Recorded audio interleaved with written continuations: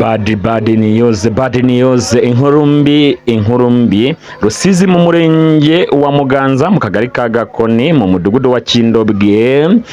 Imoto yahiye iragurumana nkuko mubibona muri iyo video. Yari moto y'umumotari w'ahantu ho kwita kujya gatatu. Umumotari moto yahiye iragurumana nkuko mubibona mwayo mashusho mwa kino gitondo. Ndagusuhuje kandi nanone nguhaye ikaze ukunda ibiganiro byacu umunsi ku munsi ugakunda ibyo dukora. Ngiye nitwa Mr Bean. Iyi ni Bean Empire kandi tubana mu biganiro byacu bitandukanye umunsi ku munsi yaba kuri Bean Empire ndetse no ku Musozo TV. Uyu munsi mbazaniye inkuru itari nziza, ni inkuru y'akababaro, ni inkuru idashimishije, aho kubyuka mu gitondo ukabyuka uri umupapa hanyuma ukajya mu kazi ugaparika muri parking nk'abandi hanyuma ikinyabiziga cyawe kikagurumana gutyo nkuko muri kubireba.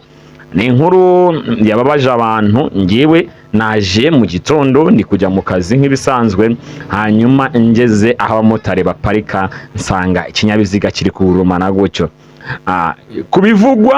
Kubivugwa nkuko amakuru nyatohoza cyangwa se bimeze, bivugwa ko ngo bamuroze, ngo nukuroga, ngo hajemo ibintu by'amaroza. Ariko benshi ko mu Rwanda bamwe baba bakekanya n'iki cyangwa se utamenya ari ibiki, ariko abamotari bagenzi be bo bakubwira ko ahubwo uyu agiye kwatsa moto kubera ko ngo yari mugufi, niko babivuga.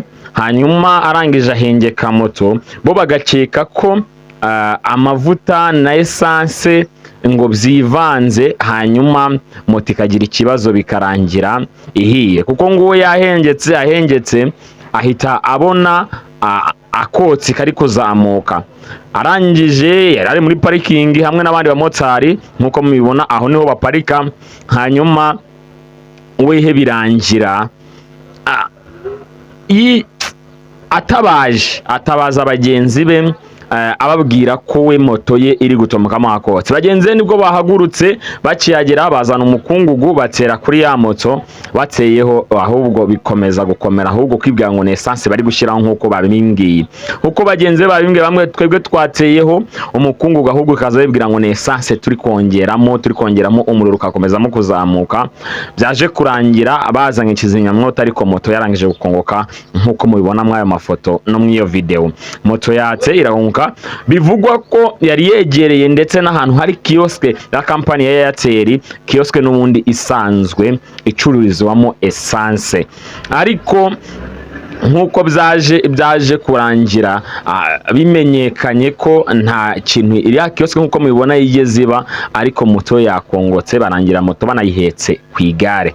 Biravugwa ko n'ubundi iriya moto yasaga nk'iyari ishajemo ukuntu, ariko ku ruhande rumwe bitari buze kuyigiraho ingaruka ku buryo yashya byihuse gutyo, kuko hari n'abagendana n'izishaje kurusha ziriya.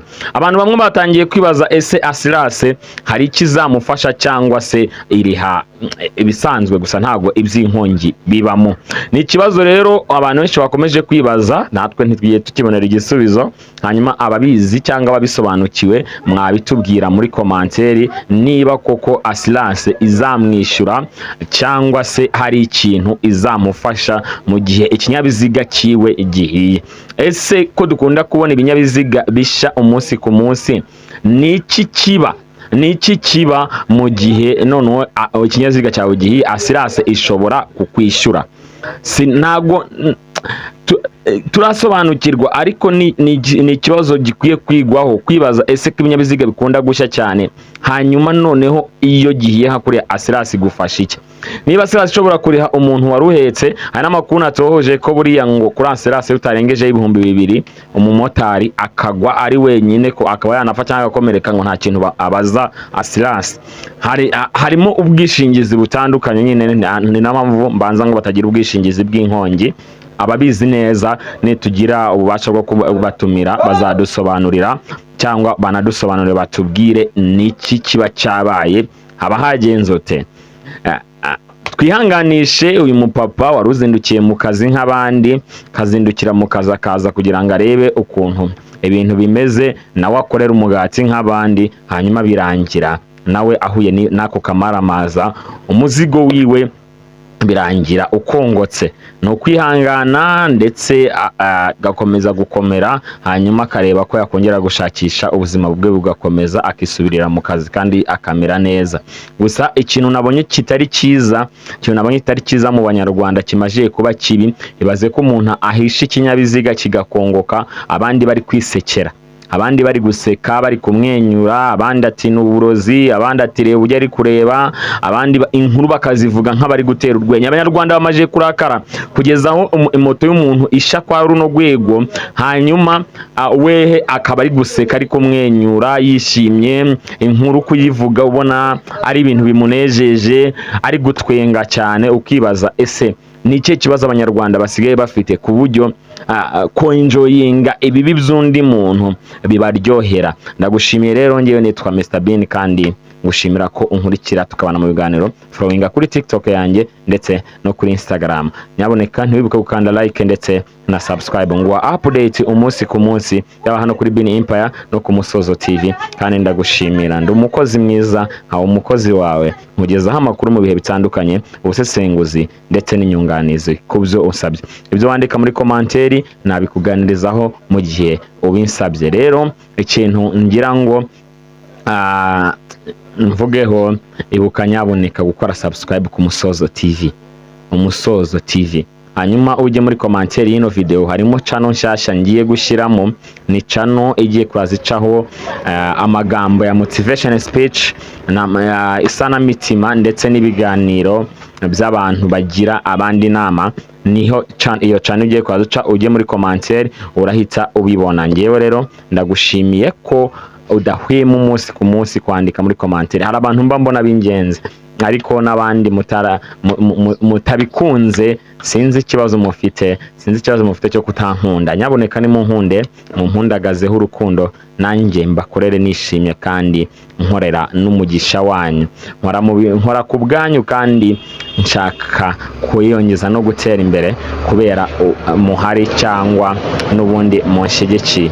Iyo munsapotinze nanjye mbasha kuguma gukora shizeho umwete. Iyo nkoze ikiganiro mukakireba kandi mugasiga komanteri, mugasharinga, mbasha gukora nanjye shizeho umwete kandi nkabasha no gushaka uburyo mwishima, kubera ko uko mumpa imbaraga niko bituma mbaha amakuru kandi ya buri munsi. Uko muntera agakigi niko bituma nshaka kuguma kubakorera kandi nkabakorera ku bwanyu. Ndagushimiye rero ubu nkurikira kandi ukankunda. Niba unkunda ubikwiye ku mutima kandi wowe ukurikira amagambo yanjye mvuga, ugakurikira ibikorwa byanjye, ugakurikira amakuru nguha ndetse ukumva unyishimiye, nanjye ndagushimira kandi nkavuga ngo wowe n'umuryango wawe mugume kugira kurumbuka kwiza ndetse mugume kugira no amafu n'amafufu bigume kubafubika. Ngewe nitwa Mr Bean, iyo ni Bean Empire.